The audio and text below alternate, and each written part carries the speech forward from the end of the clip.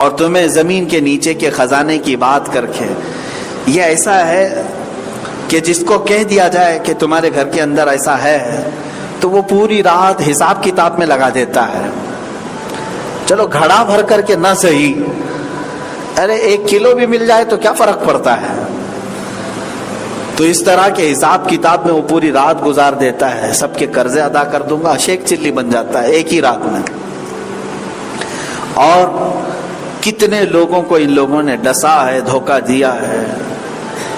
1 سال قبل میں نے شاید بتایا ہوگا، اپنے علاقے میں اچھے خاصے لوگ، پڑھے لکھے لوگ، اچھے خاندان کے لوگ 5-6 لوگ جمع ہوئے، ایک بابا کو لے آئے.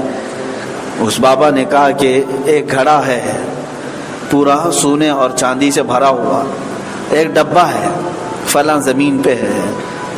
تو یہ اس کے آگے پیچھے گھومتے رہے. میں نے 1000 منع کیا تھا، 1000 منع کیا کہ نہیں یہ سب بکواس ہے، آپ سب کو لوٹے گا، فلاں کرے گا. وہ مانتے نہیں تھے.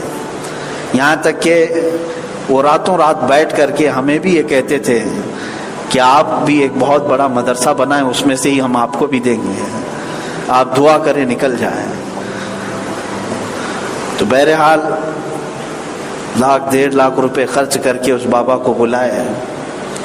تو جس کے ہاں تھا کھیت میں، کھیت والے نے منع کر دیا کہ میں کھودنے نہیں دوں گا یہاں پر. جس کی زمین میں خزانہ بتایا، اس کے باوجود بھی بابا ان لوگوں سے کہتا ہے نہیں کوئی بات نہیں، اگر وہ منع کرتا ہے تو میں بغل والی زمین پر وہاں پر کھودوں گا. کیسے؟ کہا میں وہ نیچے سے اس خزانے کو کھینچ لوں گا، وہ یہاں تک آ جائے گا. کتنی بیوقوفی ہے. اس پر بھی وہ تسلیم کر کے چلے گئے. مان لی، اس کو 1.5 لاکھ روپے دیے. رات بھر عمل کیا اس نے اور ان کو بہت دور رکھا، کھودا خودی، اور ڈبہ نکلا بھی. ڈبہ لے کر کے آیا. ان کی خوشیوں کے ٹھکانے نہیں تھے. اور وہ ڈبہ اس کو کئی کپڑوں سے باندھ کر کے لایا، مٹی لگی ہوئی تھی. اب لانے کے بعد اس کا الگ عمل تھا کہ اس کی حفاظت 3 دن تک کرنی ہے ورنہ جنات اٹھا لے جائیں گے. یہ 6 لوگوں کو باری باری 3 دن جگایا اس نے. ایک کمرے میں بیٹھ کر کے لوگ کسی کو قریب آنے نہیں دیتے، اس ڈبے کی حفاظت میں لگے ہوئے تھے. صبح سے دوپہر تک ایک آدمی ڈیوٹی دیتا ہے، دوپہر سے شام تک دوسرا، پھر رات کو تیسرا. ان لوگوں نے 3 دن ڈیوٹی دی، کیونکہ بابا بتا دیے تھے 3 دن سے پہلے کھولنا نہیں ہے. اور باقی کچھ بھی اگر ایسا ہو تو میں جا رہا ہوں، کسٹمر کیئر پہ فون کر لینا. یہی ہوگا. 3 دن کے بعد، کیونکہ اب ان کے ہاتھ میں ڈبہ تھا، کپڑے بھی تھے، ظاہر سی بات ہے بابا کے اوپر بھروسہ جو ہے وہ حق الیقین تک پہنچ گیا تھا. اس کے بعد 3 دن کے انہوں نے وہ ڈبہ اٹھایا، مجھے بھی بتایا تھا. تو وہ کھولا تو اس میں کانچ کے ٹکڑے، عورتوں کی بنگڑیوں کے ٹکڑے، یہی سب تھے. نہ کوئی سکہ، نہ کوئی چاندی، نہ سونا، کانچ کے ٹکڑے بھرے ہوئے تھے. سری بیوقوف بنایا. اور یہ لوگ کئی راتیں جاگے. اتنی راتوں میں اگر مولا سے مانگ لیے ہوتے، رب تبارک و تعالیٰ ان کی آخرت بھی سنوار دیتا. یہ دنیا کی ہوس اور لالچ. لیکن یہ لطیفے کے طور پر میں نہیں سنا رہا ہوں، یہ بہت قریبی لوگوں نے ہمارے، ان لوگوں نے اس تجربے کو ہمارے سامنے رکھا. تو اس کے درمیان جانتے ہیں آپ، اس پورے پروسیس کے بیچ میں اس بابا نے کئی کفریہ اور شرکیہ کام بھی ان سے کروایا. کئی کفریہ اور شرکیہ کام اس پر اگر حکم لگایا جائے تو یہ 6 کے 6 لوگ اسلام سے نکل چکے تھے. ان کا ایمان ختم ہو چکا تھا.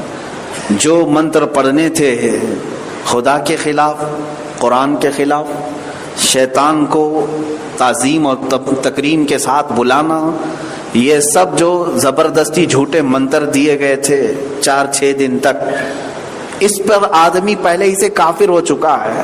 برسوں کی نمازیں گئی، روزے ختم ہو گئے، تلاوتیں، تسبیحات، سب کچھ ختم ہو گیا. یہ ابلیس لعین تھا جو کسی بابا کی شکل میں آیا تھا، خزانے کے نام پر محنت بھی کرایا اور ایمان بھی چھین لیا اور ایک ٹکڑا بھی نہیں دیا. یہی تو قرآن میں اللہ فرما رہا ہے یعیدہم ویمنیہم، یہ تمہیں وعدے کرتا ہے اور لمبی آرزویں دلاتا ہے. وما یعیدہم الشیطان الا غرورا، اور اس کا وعدہ سوائے جھوٹ اور دھوکے کے کچھ نہیں ہوتا. ان تمام باتوں سے ہمیشہ پرہیز کریں. میرے عزیزو، اللہ تعالیٰ نے آپ کو ہاتھ دیے ہیں، محنت کر کے کما کر کھاؤ. اس طرح کی جس کو لت پڑ جاتی ہے خزانے کھودنے کی، میں ان کو بڑھاپے تک بھی دیکھتا رہتا ہوں، وہ پھر اسی چکر میں رہتے ہیں. ایک سے دھوکہ کھایا پھر دوسرے پر ٹرائی کرتے ہیں، دوسرے پہ دھوکہ کھایا پھر تیسرے پہ ٹرائی کرتے ہیں. اور ان کا کہنا یہ ہے، بار بار کہنے پر دھوکہ کھا کھا کر کے بھی سدھرتے کیوں نہیں؟ تو کہتے ہیں بڑی محنتوں کے بعد ملتا ہے. ہم محنت کر رہے ہیں، محنت کر رہے ہیں شیطان کے پیچھے. میرے عزیزو، اس طرح کے بہت سارے وعدے شیطان کرتا ہے. یہ تو ایک دولت کی ہوس ہو گئی، لالچ ہو گئی. لیکن بعض مقامات پر منصب دلانے کے نام پر، بڑا مقام اور بڑا عہدہ دلانے کے نام پر شیطان نوجوانوں سے کیا کیا کرواتا ہے. جسم فروشی کر لیتے ہیں. عورتیں، لڑکیاں اور نوجوان اپنے جسم کو آزاد کر دیتے ہیں اور پھر زنا کے راستے سے وہ مقامات حاصل کرنے کی کوشش کرتے ہیں. کبھی کوئی نوجوان لڑکی کسی بڑی کمپنی کے اوپری عہدے پر پہنچنے کے لیے اپنے آپ کو بیچ دیتی ہے. کبھی کوئی نوجوان لڑکا کسی اور کے لیے اپنے سطر کو ختم کر دیتا ہے. یہ ابلیس ہے جو ان راستوں پر انہیں لاتا ہے، اور وہ عہدہ، وہ مرتبہ بھی اسے ملتا نہیں. ایک تو اپنے جسم کو غلیظ کیا، اپنے ایمان کو تباہ کیا، شیطان کی پیروی کیا، اور پھر ملا کیا اس کو؟ بدلے میں کچھ بھی نہیں ملا. ایسی بہت ساری مثالیں میرے عزیزو. میرے رب تعالیٰ نے قرآن میں یہ تمہیں بارہا سمجھایا کہ تم کو یہ شیطان وعدے کرتا ہے اور جھوٹے وعدے ہوتے ہیں. لیکن آگے رب تعالیٰ فرماتا ہے وَمَنْ أَصْدَقُ مِنَ اللَّهِ قِيلًا. رب تعالیٰ فرماتا وعد اللہ حقا. ہاں، اللہ جو وعدہ کرتا ہے وہ سچا ہوتا ہے. اللہ جو وعدہ فرماتا ہے وہ سچا ہوتا ہے. ومن اصدق من اللہ قیلا. اور اللہ سے زیادہ سچی بات کس کی ہوتی ہے؟ اب میں آپ کو بتاتا ہوں. شیطان کے پیروکار وہ تھوڑی ظاہری لالچ کی بنیاد پر اس کے راستے پر چلے، لیکن شیطان انہیں کچھ دلا نہیں سکا. وقتی طور پر کچھ بھی مل گیا ہوگا، لیکن وہ ہمیشہ کا نہیں ہوتا، دائمی نہیں ہوتا. اب یہاں رب تعالیٰ فرماتا ہے اور وہ جو ایمان لائے اور اچھے عمل کیے، اللہ فرماتا ہے ہم انہیں جنتوں میں داخل کریں گے، باغیچوں میں داخل کریں گے جن کے نیچے نہریں بہ رہی ہیں، خالدین فیہا ابدا. اور جو اس میں جائے گا وہ ہمیشہ رہے گا. جنت سے کسی کا خارجہ نہیں ہونا ہے، کسی کو نکالا نہیں جائے گا. جنت میں جو ایک مرتبہ چلا گیا وہ ہمیشہ کا لطف اٹھائے گا. وہاں یہی بات کا تو ٹینشن نہیں ہے کہ نکلنا نہیں ہے. دنیا میں ہر گھڑی یہ فکر ہے کہ نہیں ہے؟ پتہ نہیں کب موت آئے گی، کب چھوڑ کے جانا ہے معلوم نہیں. گھر کب چھوڑنا ہے، جگہ کب چھوڑنا ہے، کسی کو پتہ نہیں. ہر دن کا ایک ٹینشن سب انسانوں کے ساتھ ہے.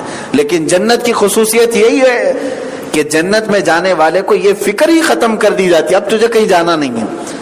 اب جنت میں ہی اگر کچھ اور جگہ جانا ہے تو اور بلند مقامات پر ہی جانا ہے. وہاں پر مقامات طے کرتا ہی جائے گا لیکن واپس باہر نہیں آئے گا. اب اللہ کا وعدہ سچا ہے. اب یہ کیسے پتا چلے اللہ کا وعدہ سچا ہے؟ میرے عزیزو، ایک صحابی آئے ہیں، حضور پاک صلی اللہ تعالی علیہ وسلم جنگ احد میں تھے. وہ کھجور کھاتے کھڑے ہوئے تھے. حضور صلی اللہ تعالی علیہ وسلم کے قریب آئے، پوچھا کیا اللہ کے نبی صلی اللہ علیہ وسلم، جہاد میں اگر حاضر ہو جاؤں تو کیا میرے لیے ہے، کیا ملے گا؟ اللہ کے نبی صلی اللہ علیہ وسلم نے چند ہی جملوں میں فرمایا وہ حسین باغات، وہ حسین محلات اور وہ درخت نہ کبھی مدینے کے لوگوں نے دیکھا نہ دنیا والوں نے دیکھا. وہاں کی خوشبوئیں، وہاں کی حوریں، وہاں کے غلمان، وہاں کی ندیاں، وہاں کی نہریں. حضور یہ بیان فرما ہی رہے تھے. ظاہر سی بات ہے حضور کی زبان سے جب جنت کا ذکر سن رہے ہو. اس صحابی نے کہا کہ میں ابھی میدان میں کود پڑتا ہوں. چلے گئے. گھماسان کی جنگ چل رہی تھی. ایک ہاتھ میں ابھی کھجور کھا ہی رہے تھے. آدھی کھجور پکڑے اور لڑتے چلے گئے. صفوں کی صفوں کو درہم برہم کیا کفار کی، اس لیے کہ دماغ میں ذہن میں جو چیز سوار تھی وہ یہاں کا کچھ نہیں تھا، حضور نے جو فرمایا وہ مجھے دیکھنا ہے۔ جب کسی کا ٹارگٹ اتنا اونچا ہو تو اسے سامنے کون کھڑا ہے سمجھ میں بھی نہیں آئے گا۔ وہ درہم برہم کرتے اندر تک داخل ہو گئے اور کئی لوگوں کو تہ تیغ کیا، پھر ایک وقت ایسا آیا کہ زخمی ہو کر گر پڑے اور آپ کو کافروں نے مار دیا، اور اس صحابی کے ہاتھ میں ابھی آدھی کھجور باقی تھی اور شہید ہونے کا وقت قریب آ گیا، چل نہیں سکتے تھے، اپنی کوہنیوں کو یوں گھسیٹتے ہوئے حضور تک آنے لگے، سوئے ہوئے حالت میں کہنیاں یوں زمین پر رکھ کر اپنے جسم کو گھسیٹتے ہوئے آئے۔ حضور پاک صلی اللہ تعالی علیہ وسلم جہاں کھڑے تھے، حضور کے قدموں میں سر رکھا، حضور کو دیکھا اور مسکراتے ہوئے کہا، یا رسول اللہ، آپ نے جو جو فرمایا تھا وہ سب میں یہیں سے دیکھ رہا ہوں، جو جو آپ نے فرمایا تھا وہ سب میں یہاں سے دیکھ رہا ہوں۔ یعنی یہ شہید کے لیے ہے کہ اللہ تعالیٰ اس کی روح نکلنے سے پہلے اسے جنت دکھاتا ہے۔